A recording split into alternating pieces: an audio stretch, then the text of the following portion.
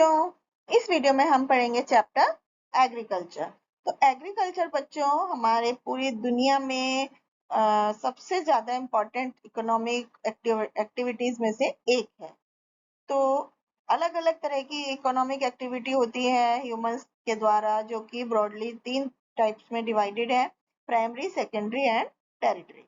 सबसे पहले primary activity. तो एग्रीकल्चर और जितने भी दूसरी एक्टिविटी हैं जैसे कि poultry farming, domestication of cattle, horticulture, तो इस तरह की जो एक्टिविटीज हैं उनको हम प्राइमरी एक्टिविटी बोलते हैं। इसमें कि रॉ मटेरियल्स को एक्सट्रैक्ट किया जाता है अर्थ की सरफेस में से। सेकेंडरी एक्टिविटीज होती है जो कि कंसर्न है प्रोसेसिंग ऑफ एग्रीकल्चर रिसोर्सेज, जिसमें कि सिंथेटिक सब्सटेंस मैन्युफैक्चर किए जाते हैं केमिकल से, या स्टील मैन्युफैक्चर की जाती है, टेक्सटाइल, बेकिंग ऑफ ब्रेड, ये सब सेकेंडरी एक्टिविटीज के एग्जांपल हैं। फिर टेरिटरी एक्टिविटीज होती हैं जो कि प्राइमरी, सेकेंडरी और क्वार्टरनरी एक्टिविटीज के बीच में एक लिंक है और सर्विस प्रोवाइड करती हैं। जैसे कि tertiary activities are trading, transport, banking, insurance, और उसमें बहुत तरह की सर्विसेज आती हैं विच सपोर्ट द प्राइमरी और सेकेंडरी एक्टिविटीज। उसके बाद क्वार्टरनरी एक्टिविटीज होती है जो कि एक नई और इमर्जिंग फील्ड है, हाई टेक्नोलॉजी पर बेस्ड है, सर्विस है, जिसमें कि managerial service, knowledge based activity है। कुछ एग्जांपल्स हैं जैसे इंफॉर्मेशन टेक्नोलॉजी और आउटसोर्सिंग। तो एग्रीकल्चर जो वर्ड है वो लेटिन वर्ड एगर और एग्री से मतलब, जिसका मतलब सॉइल, और कल्चर मतलब कल्टीवेशन पर डिपेंड है। तो ये एग्रीकल्चर जो है ये प्रोसेस ऑफ कल्टीवेशन है मिट्टी का, जिसमें कि फसल उगाई जाती है जो कि लाइफ स्टॉक के लिए रेयर की जाती है। तो क्रॉप्स क्या है? क्रॉप्स वो प्लांट्स हैं जो ह्यूमन बींग्स कल्टीवेट करते हैं अपने कंजम्पशन के लिए। अब फेवरेबल कंडीशंस फॉर एग्रीकल्चर। तो यदि आप अपने वर्ल्ड में एक एरेबल लैंड के डिस्ट्रीब्यूशन पर नजर डालें तो बच्चे आप देखोगे कि क्रॉप्स का जो कल्टीवेशन है वो सिर्फ एक लिमिटेड एरिया में ही पॉसिबल है। इसलिए बहुत इंपॉर्टेंट हो जाता है उन फैक्टर्स को एग्जामिन करना जिनकी वजह से हमारी एग्रीकल्चर एक्टिविटी इन्फ्लुएंस होती है। तो बहुत सारी फेवरेबल कंडीशंस हैं जो जरूरी है एग्रीकल्चर के डेवलपमेंट के लिए। उनमें से ब्रॉडली उनको 2 ग्रुप्स में बांटा गया है: फिजिकल एंड ह्यूमन। तो फिजिकल कंडीशन है, 3 चीफ फिजिकल कंडीशंस हैं जो कि एग्रीकल्चर को इन्फ्लुएंस करती हैं। वो है क्लाइमेट, सॉइल एंड रिलीफ। तो क्लाइमेट क्या है? हॉट और ह्यूमिड क्लाइमेट जो होता है वो एग्रीकल्चर को फेवर करता है। इस तरह से कल्टीवेशन पॉसिबल होता है ज्यादातर through out the year in the equatorial और ट्रॉपिकल रीजन में। Soil not only support the plant, लेकिन वो एक मीडियम का काम करती है मॉइस्चर और न्यूट्रिएंट्स प्लांट्स को सप्लाई करने के लिए। रिलीफ जो होता है वो लैंड को रेफर करता है जो कि projects from the flat ground below. तो इसलिए altitude, slope of the land और इसके ओरिएंटेशन जो है वो एक बहुत इंपॉर्टेंट रोल है टिलिंग और कल्टीवेशन ऑफ क्रॉप्स में। फिर इकोनॉमिक फैक्टर्स हैं। इकोनॉमिक फैक्टर्स में फार्म इनपुट की अवेलेबिलिटी, एडिक्वेट और cheap labour, transport facility, market और लोन्स फॉर फार्मर, ये सब चीजें आती हैं।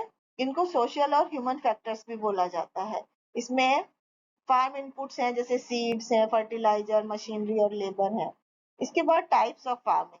तो वेरिएबल इन्वायरमेंटल कंडीशंस की वजह से अलग अलग तरह की फार्मिंग क्रॉप्स होती हैं, जैसे सब्सिडेंस एग्रीकल्चर और कमर्शियल एग्रीकल्चर। सब्सिस्टेंस एग्रीकल्चर में, इस तरह के एग्रीकल्चर में ज्यादातर प्रोडक्ट्स जो है वो उगाए जाते हैं और with in the area consume किए जाते हैं जहां पर वो प्रोड्यूस किए गए हैं। और सब्सिस्टेंस एग्रीकल्चर जो है वो ब्रॉडली 3 टाइप्स में डिवाइडेड है। सबसे पहले नोमैडिक हर्डिंग। तो ये मेनली उन लोगों द्वारा प्रैक्टिस की जाती है जो कैटल रियर करते हैं, जैसे शीप, गोट्स, कैमल और याक। ये एनिमल्स जो होते हैं नेचुरल वेजिटेशन पर डिपेंड होते हैं और लोग उनको उनके एनिमल के साथ एक जगह से दूसरी जगह फोडर की तलाश में मूव करते हैं।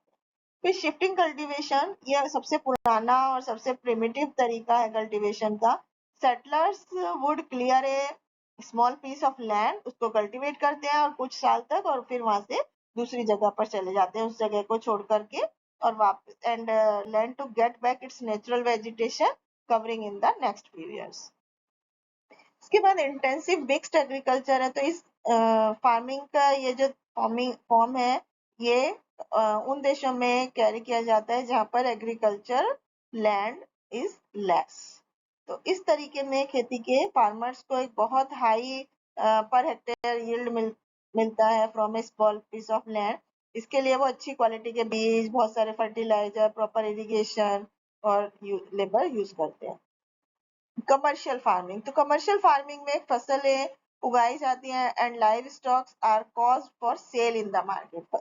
मार्केट में बेचने के लिए फसलें उगाई जाती हैं। जनरली फार्मर्स जो होते हैं पर्टिकुलर क्रॉप एक सुटेबल एरिया में के क्लाइमेट के हिसाब से चूज कर लेते हैं, इसको क्रॉप स्पेशलाइजेशन बोलते हैं। ये दो मेन फॉर्म है कमर्शियल एग्रीकल्चर के, कमर्शियल ग्रेन फार्मिंग और प्लांटेशन एग्रीकल्चर।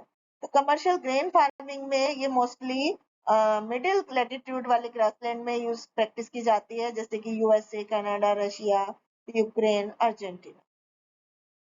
फिर प्लांटेशन एग्रीकल्चर होता है, it is found mostly in the tropical region, और इसमें बहुत बड़ी मात्रा में कैपिटल चाहिए होती है और लेबर चाहिए होती है। रबर, टी, कॉफी, इस तरह के बड़े बड़े प्लांटेशन फसलें इसमें आती हैं। एक्सटेंसिव फार्मिंग, तो एक्सटेंसिव फार्मिंग जो होती है मोस्टली स्पार्सली पॉल्यूटेड एरिया में यूज की जाती है, जहाँ पर बहुत मात्रा में लैंड अवेलेबल है जो कि खेती के लिए अवेलेबल है। तो land holdings are usually large and the farm work is done by machines. 1 और 2 क्रॉप्स जो होती है जनरली यहाँ पर उगाई जाती हैं। बड़े large wheat farms are characteristics of extensive farming in the great plane.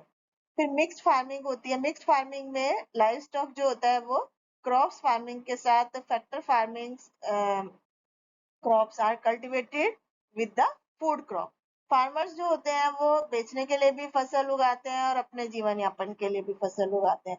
तो मिक्स्ड फार्मिंग जो होती है commonly Europe, Argentina, north east America में यूज की जाती है।